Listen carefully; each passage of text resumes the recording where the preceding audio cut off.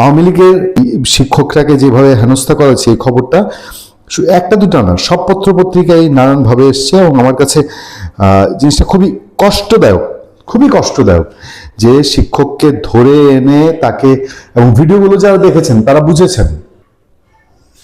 দেখেন, চট্টগ্রাম বিশ্ববিদ্যালয়ের স্নাতক প্রথম বর্ষের ভর্তি পরীক্ষার দায়িত্ব পালন করতে আসা এক শিক্ষককে শারীরিক হেনস্থার পর টেনে হিঁচড়ে প্রক্টর কার্যালয়ে নিয়ে যাওয়া হয়েছে।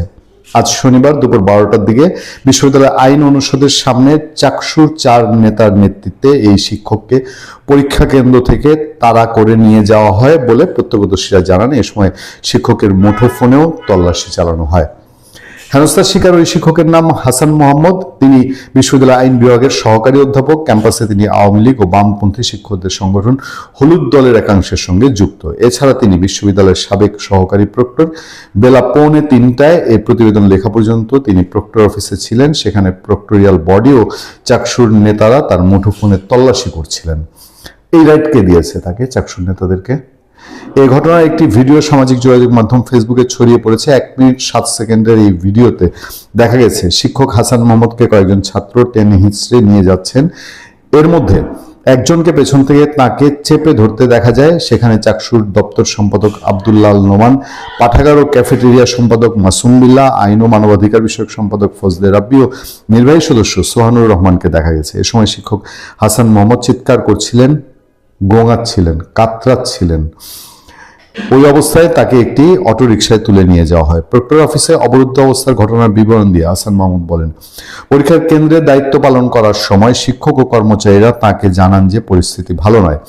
এরপর তিনি কেন্দ্র থেকে বেরিয়ে আসেন। তখন চাকসু নেতারা চিৎকার চেঁচামেচি করলে তিনি ভয়ে দৌড় দেন। এরপরও তাকে ছেড়ে দেওয়া হয়নি এবং তার বিরুদ্ধে মব তৈরি করা হয়েছে।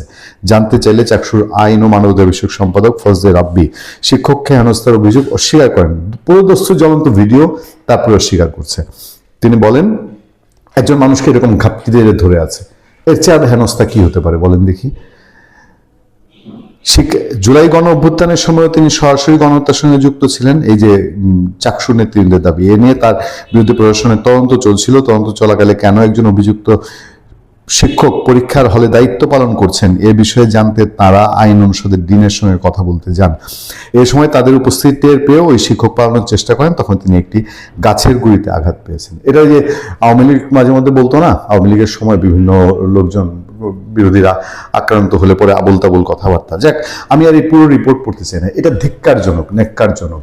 ঢাকা বিশ্ববিদ্যালয়ে ছাত্র দলের ছেলে যখন বর্তমান ভিসির বিরুদ্ধেই বেয়াদবি করেছিল, আমরা তখনও কথা বলেছি, এটা শিক্ষক রে ভাই, এটা ইসলামী ছাত্র শিবির আপনার না, কর্মচারী না। আমাদের দেশে এসব আর কত দেখতে হবে সেটাই অপেক্ষা। বুঝছেন, আওয়ামী লীগ চাই না, আওয়ামী লীগের ছায়াও দেখতে চাই না, আওয়ামী লীগের গন্ধও মাখতে চাই না। আওয়ামী লীগের গন্ধ যারা থাকবে তার ধরে নিয়ে সাথে সাথে 14 শিখের ভিতরে ঢুকাই দেবেন। কিন্তু আওয়ামী লীগের ভোট খাওয়া চাই, মানে এটা হচ্ছে বিয়ে শাদী করবো না, মাগনা শ্বশুর বাড়ি খাবো, এরকম একটা অবস্থা আর কি। যে তারা ঘর জামাই হইতে গিয়ে কাবিনটা পড়তে চায় না। আওয়ামী লীগের ভোট চায়। আওয়ামী লীগের ভোট কে চায় জানেন? আওয়ামী লীগের ভোট চায় বিএনপি, আওয়ামী লীগের ভোট চায় জামাত ইসলামী, আওয়ামী লীগের ভোট চায় এনসিপি, আওয়ামী লীগের দোয়া চায় ডক্টর ইউনূস, যে ভাইরে সেই ভয়ঙ্কর রূপে না কখন প্রত্যাবর্তন কইরা বটে, তোমরা এত তাড়াতাড়ি আইসো না, আমরা আর কয়টা দিন তো খাবো, খায় নি। এই হচ্ছে সিচুয়েশন। নির্বাচন ঘনিয়ে আসার সাথে সাথে জামাত ইসলামী আওয়ামী লীগকে শেল্টার দেয়, বলে আমার এলাকায় কেউ কিছু করতে হবে। জামাতের প্রার্থীরা বলছে না যে আমার এলাকায় আওয়ামী লীগের লোকজনরা কেউ লোমটাও ফেলতে পারবে না। বিএনপির প্রার্থীরা, বিএনপির লোকজন আওয়ামী লীগের ভোট চায়, আওয়ামী লীগের ভোটটা আমাদেরকে দেন, তাই না? বলছে না যে গেছে গা তো, নৌকা তো গেছে গা, এবার ভোট আমাদেরকে দেন। একবার দুবার না, একাধিকবার বলছে। মির্জা ফখরুল ইসলাম আলমগীরের মতো মানুষ আওয়ামী লীগের শেল্টার দিতে গিয়ে ফাইসা গেছিলেন একবার। আমাদের সামনে একটা খবর আছে, খবরটার হেডলাইনটাই চমৎকার। আওয়ামী লীগের ভোট কে পাবে, চলছে নীরব প্রতিযোগিতা, নানান কৌশল। ইন্টারেস্টিং না? খবরটা অনেকটা এরকম, গণঅভ্যুত্থানের পর ক্ষমতা হারানো আওয়ামী লীগের আসন্ন জাতীয় সংসদ নির্বাচনে অংশ নিতে পারছে না। দেশে ক্রিয়াশীল প্রায় সব রাজনৈতিক দল প্রকাশ্যে আওয়ামী লীগকে গণহত্যার দায়ে নির্বাচনের বাইরে রাখার পক্ষে অবস্থান নিলেও দলটির সমর্থকদের ভোট পক্ষে নিতে চায় প্রতিদ্বন্দ্বী সব দল। এ নিয়ে আসন ভিত্তিক নীরব প্রতিযোগিতা চলছে বলে জানা গেছে। বিএনপি, জামাত ইসলামী, জাতীয় পার্টি সহ একাধিক দল মনে করছে নিজেদের সমর্থনের বাইরে আওয়ামী লীগ সমর্থক ভোটারদের পক্ষে টানতে পারলে সেটা জয় পরাজয়ে গুরুত্বপূর্ণ ভূমিকা রাখতে পারে। ফলে আওয়ামী লীগ ও তাদের মিত্রদের ভোট টানতে নানা কৌশল নিচ্ছে দলগুলো। কোথাও কার্যক্রম নিষিদ্ধ আওয়ামী লীগ নেতাদের দলে ফেরানো, কোথাও মামলা, নিরাপত্তার প্রতিশ্রুতি ইত্যাদি দেওয়া হচ্ছে ত্রয়োদশ সংসদ নির্বাচনে প্রতিদ্বন্দ্বী দলগুলোর পক্ষ থেকে। ভোটের প্রচার শুরু হলে আরো নানা কৌশল দেখা যেতে পারে। আমি কি জানি, একটা মন্তব্য করতে না করে পারছি না। জামাতে ইসলামের লোকজন খুব ডেডিকেটেড না তাদের প্রতি, মানে বোম মারলেও তো জামাতের বাইরে কোথাও যাবে না। কিন্তু এইবার এসে প্রমাণ হলো বোধ হয় যে আওয়ামী লীগের লোকজন জামাতের চেয়েও কট্টর ভাবে আওয়ামী লীগ সমর্থক। সারা বাংলাদেশে এত যে তুফান উঠছে আওয়ামী লীগের লোকজনের উপরে, একটা আওয়ামী লীগের লোক দেখছেন খুব মানে একদম বিচ্ছিন্ন, এটা পার্সেন্টেজ পয়েন্ট সামথিং হবে, ম্যাক্সিমাম ক্ষেত্রেই আওয়ামী লীগের লোকজন পালিয়ে বেড়াচ্ছে, দৌড়ে বেড়াচ্ছে, জেলে পচে মরছে, কিন্তু দল বদল করছে না। দল বদলের হিড়িকটা কিন্তু অনেক কমে গেছে, এবং যতই যা চাপ তৈরি হচ্ছে ততই মনে হচ্ছে তারা ভেতরে ভেতরে শক্তি সঞ্চয় করছে। আচ্ছা, যাই হোক, ভোটের প্রচার শুরু হলে নানা কৌশল দেখা যেতে পারে। আওয়ামী লীগের পক্ষ থেকে ইতিমধ্যে যে নির্বাচনের নৌকা নেই, সেই নির্বাচনে ভোট নয়, সামাজিক যোগাযোগ মাধ্যমে এমন প্রচারণা চালানো হচ্ছে। তবে আমি যেটা বুঝি, আওয়ামী লীগের যতই লোভ দেখাক, আওয়ামী লীগ শেষ পর্যন্ত একটা দলীয় সিদ্ধান্ত কিছু নিবে। আমার ধারণা, আমার ব্যক্তিগত ধারণা, একটা দলীয় সিদ্ধান্ত নিবে। এই ভোট ম্যাক্সিমামই জাতীয় পার্টির ব্যালটে পড়ার সম্ভাবনা বেশি। জামাত বিএনপিতে আওয়ামী লীগের ভোট যাবে না। যতই লোভ দেখাক, যতই আফসোস দেখাক, যতই বলুক আমরা নিরাপত্তা দিব।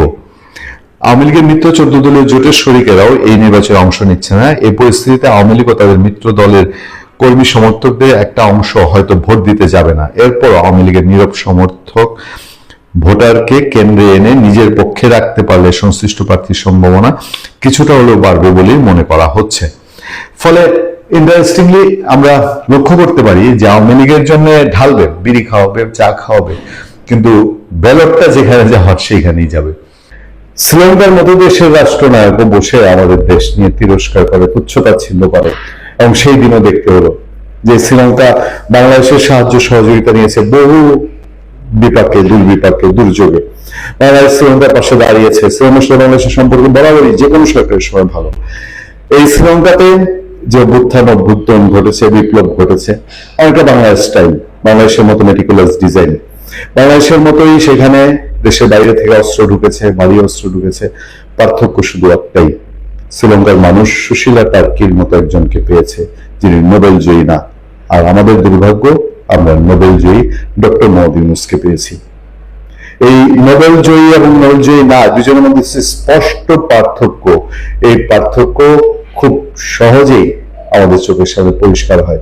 যখন সুশীলা টার্কি দায়িত্ব গ্রহণ করে সাথে সাথে বলেন যে আমি 6 মাসের মধ্যে নির্বাচন দিয়ে দিব, আর বাংলাদেশে যখন ডক্টর ইউনূস দায়িত্ব নিয়ে বলে আমি এই দেশে আজীবন সংস্কার চালাবো, যদি খায়েশ থাকতো, সাধ্য থাকতো, এই লোক কোনোভাবেই ইলেকশন দিত না। তাকে তো একরকম ঘেঁটিতে ধরে বিএনপি নির্বাচনটা দিয়েছে। এই দেশে মব কালচার, এই দেশে অনাচার, মাজারের উপরে হামলা, শ্রীলঙ্কায় তাদের কোনো ধর্মীয় উপাসনায় হামলা হয় না, গন্ডগোল হয় না, ওখানে মব হয় না। ওখানে বরঞ্চ 5 আগস্টে যেসব সন্ত্রাসী বাংলাদেশে নানান রকম অপকর্ম করেছে, যাদেরকে আড়াল থেকে হত্যা করেছে, তাদেরকে যেখানে ইমিউনিটি দেওয়া হয়, শ্রীলঙ্কায় সেখানে অপরাধীকে ধরে আইনের আওতায় আনা হচ্ছে। সেই সুশীলা টার্কি দেখেন বাংলাদেশকে এখন কিভাবে কথা বলছেন।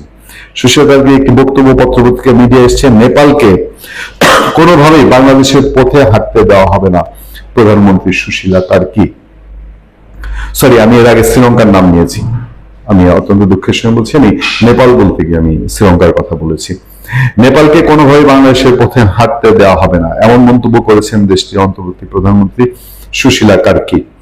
সম্প্রতি কাঠমান্ডুতে আয়োজিত এক অনুষ্ঠানে তিনি এই মন্তব্য করেন। একই সঙ্গে তিনি বর্তমান সরকারের উপর রাজনৈতিক দল ও তরুণ প্রজন্মের ক্রমাগত চাপের কঠোর সমালোচনা করেন। আর বাংলাদেশে তরুণ প্রজন্ম চাপ দিলে বাংলাদেশে গর্ববোধ করে। তরুণ প্রজন্ম বলবো না, বিপদগামী তরুণ প্রজন্ম। সুশীলা টার্কি বর্তমান অন্তর্বর্তী সরকারকে একটি আকস্মিক ঝড়ের সঙ্গে তুলনা করে বলেন, রাজনৈতিক দলগুলো আমাদের কঠোর সমালোচনা করছে, কেউ কেউ প্রতিদিন সরকার ছাড়ার হুমকি দিচ্ছে, আর বাংলাদেশে এই আকস্মিক ঝড়টাকে তারা অনিবার্য করে তুলছে। বিপ্লবী সরকার, জনগণ ম্যান্ডেট দিয়েছে, বলে না বাংলাদেশে। আচ্ছা, জেনজি তরুণেরাও প্রতিদিন বলছে আজ ছাড়ো কাল ছাড়ো, কিন্তু সরকার ছাড়ার অর্থ কি? তিনি আক্ষেপ করে বলেন, কাজ করার সুযোগ দেওয়ার পর এখন সরে দাঁড়ানোর কথা বললে তাদের অপমান করা হচ্ছে।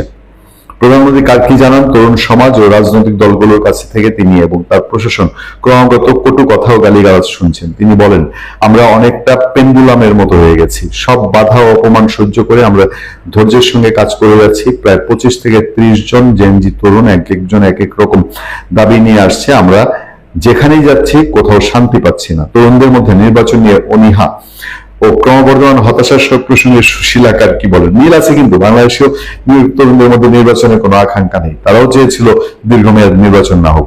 অনেকে প্রশ্ন তুলছেন নির্বাচনে আদৌ কোনো প্রয়োজন আছে কিনা। তবে তিনি স্পষ্ট করে দেন, তার প্রশাসন নেপালকে বাংলাদেশের বর্তমান অস্থিতিশীল পরিস্থিতির দিকে নিয়ে যেতে চায় না। দেখেন বাংলাদেশ ডক্টর ইউনূস কোন জায়গায় নিয়ে গেছে, যে আমাদের দেশ একটা অস্থিতিশীল দেশ, এইটা অন্য দেশের জন্য উদাহরণ হিসেবে দাঁড়িয়েছে। তিনি বলেন, আমরা প্রতিশ্রুতিবদ্ধ যে নেপালকে বাংলাদেশ হতে দেব না, আমরা বাংলাদেশ চাই না। লজ্জা লাগবে না ডক্টর ইউনূস তার সরকারের মুখ দেখানোর কথা বিশ্বের কাছে? বিশ্বের মানব, আরে বাপরে, সারা বিশ্ব গ্রহণযোগ্য। এখন নাক কান সব কাটা যাচ্ছে না? নেপালের মতো দেশের প্রধানমন্ত্রী বলছে যে আমি এই বাংলাদেশ চায় না, এই বাংলাদেশ হতে চায় না। বক্তব্য শেষে সুজয় কার্কি তার সরকারের মানসিক অবস্থা তুলে ধরে বলেন, যারা বর্তমানে এমন এক পরিস্থিতিতে আছেন যেখানে বাইরে কোথাও গিয়েও তারা শান্তি ও স্বস্তি খুঁজে পাচ্ছেন না। তিনি গণমাধ্যমকে তাদের এই কঠিন পরিস্থিতির কথা তুলে ধরার আহ্বান জানান। আমি আর কিছুই বলতে চাই না। এই সরকার যাওয়ার পর মূল্যায়ন হবে, এবং আমি নিশ্চিত যদি একটা ভালো সরকার আসে, যতই আন্ডারস্ট্যান্ডিং করুক তারেক রহমান ডক্টর ইউনূসের সাথে, এই সরকারে যারা ছিল তাদেরকে যদি বিচারের আওতায় না আনা হয়, আগামী 100 বছরে বাংলাদেশ ক্ষমা করবে না। ভালো থাকবেন, সুস্থ থাকবেন। আপনার সাথে আতিক রহমান, পূর্ণিয়া।